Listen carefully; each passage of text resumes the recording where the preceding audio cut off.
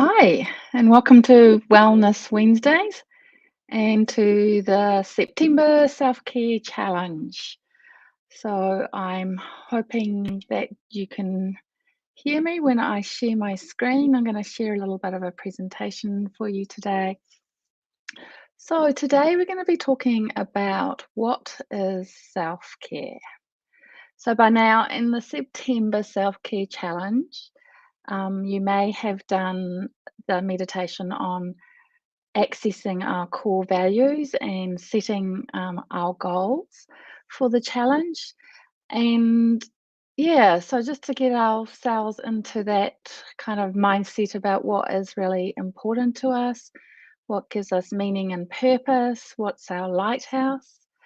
And today we're going to be talking about what is self care. So, to try and help us to set our self care goals, is kind of looking at what self care is. There is a lot of information out there about it, but sometimes it's quite good to actually see what self care is. So, for those of you that don't know me, I am. Hello, hi, Estelle. I am Dr. Robin Charlton, and I have lots of caregiving roles in my life. I am a mum of three children, currently looking after two in-laws that came into lockdown with us unexpectedly. Have looked after mums and babies as a perinatal psychiatrist, and the reason that I am feeling that I'm so passionate about self care and caring for ourselves so that we can care for others is because I have myself experienced caregiver fatigue as a mum of young children, as a doctor, trying to juggle work life balance. Um, and also, when I was a medical student, I lost a boyfriend at that time. And through that experience of grief, I realized that it was really important for me to care for myself so that I could care for others. And yeah, that was that's my husband. That was, yeah, a really pivotal time. And I think I was one of the first medical students that took a year off at Otago Medical School because I knew that I had to go and fill my own depleted battery. I think it's poor connection, sorry.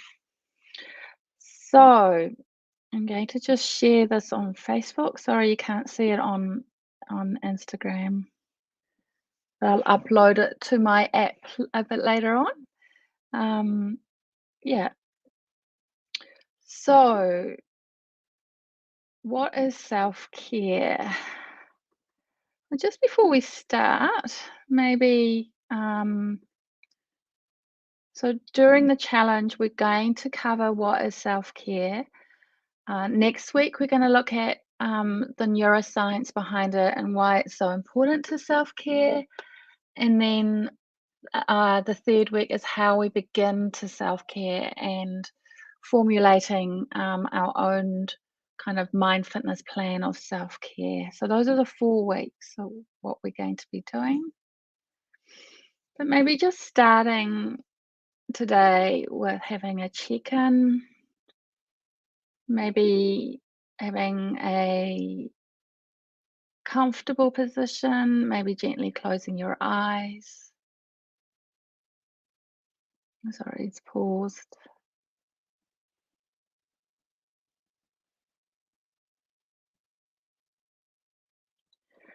And then, if it's accessible to you today, perhaps coming to your breath. And on your in breath, feeling the nourishment of all the cells of your body.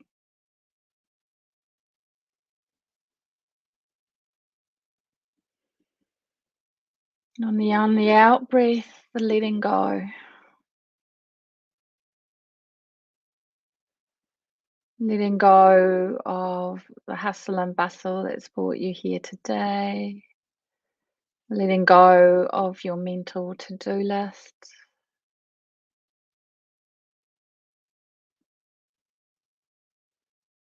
Checking in with yourself. How full is your internal battery today? Perhaps giving it a rating of 0 out of 10.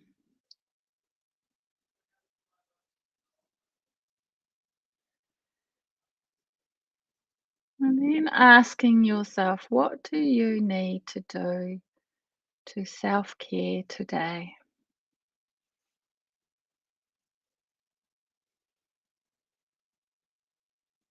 How can you restore that depleted battery if it is? How can you top it up if it's okay? How can you recharge your battery?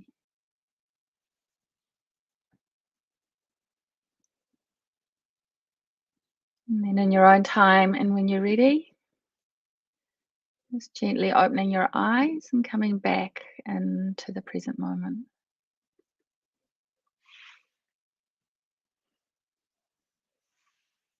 So, what is self care? So, kind of the role of taking the practice of taking an active role in looking after your own well being and happiness, particularly in times of stress. Sorry, my Instagram line's not too good today. And the World Health Organization has realized that this is really, really important, that people, individuals, families, communities come together to promote their own health, to prevent disease, and to cope with illness and disability. And that self care is really important whether you've got the support of a healthcare provider or not. So I I think it's because my kids are on Instagram, sorry. Um, Not Instagram, on the net. So, yeah, so there is already, the World Health Organization says, a pandemic of burnout, COVID fatigue, um, anxiety, depression is going to be going up as well after this pandemic. And so it's about what can we do with or without the support of um, people to help with our well-being. That self-agency. And so what are the types of self-care? So if we think about our well-being, and there's a model of this called Te Whare Tapu Whau, as being four walls. So we have the physical well-being on one wall, we have the mental and emotional being on the other wall, we have the family and social well-being, and we have our spiritual well-being. And we need all four walls to be able to have that wholeness and that connection to our own well-being. And so we have things such as in our biological or physical well-being. I know lots of you will know it's a little jumpy, but not too bad. Thank you. Um, so yeah, so with the biological or physical, we've got things such as sleep, nutrition, exercise. You all know the Yin Yoga, going for a massage. You have all these self-care activities that you do. So self-care is also things that you do for yourself to nourish your depleted batteries that are off the job. So you go to exercise or nutrition or yoga, and that's off the job. But there are also things that you can do that care for yourself on the job. And so my boys are saying whether I'm streaming through. Um, yeah, It's very busy here today. I'm really sorry for all of you guys that have joined to watch me today. So we have that biological stuff, and we all know about this. We've got someone that's watching here that knows about the value of nutrition and um, exercise.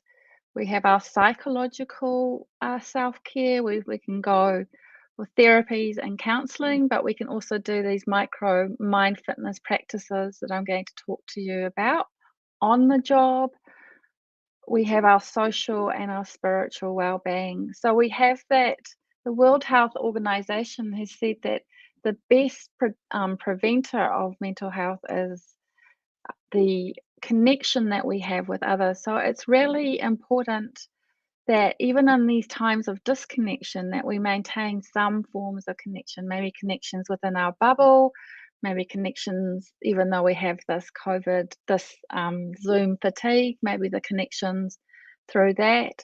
Knowing that it's really important that we maintain that as well, and that we also have this sense of purpose and meaning. So, our spiritual self care. And that's why we were doing to connect first into the self-care challenge. We were connecting into what are what are our core values? How do we navigate through life, through the storms of life, navigate our waka or our sailboat through the storms of life, and what guides us? And so sometimes having our core values or our spirituality as a guiding light or our North Star is really, really important. So that's why we started with that part of our self care. But we can also look at our self care as being those four walls can also relate to the way that our nervous system works. And so if we think also of our hand being a model of our brain and our nervous system, we have this wandering vagal nerve that comes up through our hand and into our brainstem, where we have our autonomic nervous system. And this autonomic nervous system is responsible for safety and is a lot for our physical well-being. And so we yeah, so that's really important. And then our emotional and mental well-being is our limbic system, which is the middle part of our brain. And then we have our prefrontal cortex that comes over and is responsible for the connection. And each of these different parts of our brain has different neurotransmitters and different ways of bringing our system back into balance. And so, for example, with our sleep, we really need to sleep well, because if we disrupt our sleep, like with screen time, which disrupts our melatonin, the melatonin interacts with our serotonin, and we can look at why our mood drops uh, with our self care, which involves our high eating well. We have a lot of serotonin receptors in our gut, so our gut microbiome starts to affect our mental and social well-being. Um, we have something called heart rate variability, which is uh, the vagal tone, which is how resilient our vagus nerve is, and our vagus nerve comes and wanders up through through our gut, through our lungs, through our heart, and all the way to our brain. It's called a wandering nerve for a reason. And what people have found is that if we regulate our vagal nerve, so if we have the right balance of what's called the parasympathetic nervous system and the sympathetic nervous system, so that as we breathe in, our heart rate goes up, and as we breathe out, our heart rate goes down. So if we regulate those and have those in balance, um, just with micro mind fitness practices, so breathing better, doing Yin Yoga, which activates the parasympathetic nervous system, eating well, all of that kind of stuff. regulating that parasympathetic nervous system just by putting a hand on the heart. So doing all of those kind of practices, those micro self-care practices, can bring all of our self-care into balance. So yeah, so we can think of self-care basically as being the four walls, and very distinct and separate, but also that by the way that our brain works, they are actually really interrelated, but you can also work on different parts of your nervous system. And so the micro mind fitness practices that we're going to talk to you about in following weeks, we have the self-compassion, the calm, grit and courage, which works on the safety nervous system. We have gratitude, which works on the limbic nervous system, motivation, mindfulness. And then we have kind of other inner resources that rewire the up and self-care for us in the in our prefrontal cortex. Right. That is what self-care is. So yeah. And I have developed MindFitness Yin Yoga because it's all four walls of your whare. It's the biological, so it regulates your nervous system by stretching and breathing. It rewires your brain by the micro mind fitness practices that we do. So it's good for your emotional well-being. Sometimes we do it together, so it's good for your social and for your spiritual well-being. So yeah, maybe this week start to practice some of the MindFitness Yin Yoga. This week we're going to be doing the first principle of Yin Yoga, which talks about that vagal tone and playing our edge. So playing our stress edge between that zone of being in challenge and then when we know we're going into a zone of overwhelm. And yeah, so there's a MindFitness Yin Yoga class about that.